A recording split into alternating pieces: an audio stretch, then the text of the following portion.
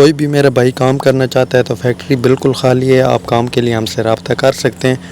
ठीक है, आप देख सकते हैं ये बिल्कुल फैक्ट्री जो है वो खाली है। ठीक है, अगर आप स्टिचिंग का काम जानते हैं, ओवरलॉक का और मगज़ी लगाने का और मुकम्मल जैकेट बनाने का अगर आप काम जानते हैं तो हमसे रब्ता कर सकते हैं। ये एक जैकेट ये इस तरह बनती है, ये आप देख सकते हैं।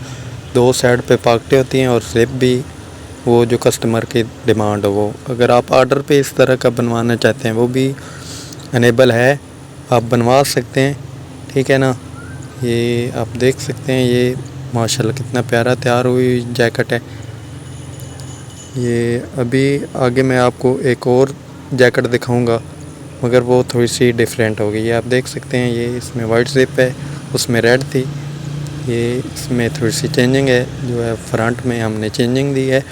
ये आप भी इस तरह की जैकेट भी आप ऑर्डर पे बनवा सकते हैं। ये आप देख सकते हैं बिल्कुल जो है ना वो आप इस तरह अच्छा है। इसके जो अंदर वो एक पॉकेट होगी लगेगी। ये मुकम्मल जैकेट का तरीका है बनान। ये भी ऑर्डर पे आप बुक करवा सकते हैं।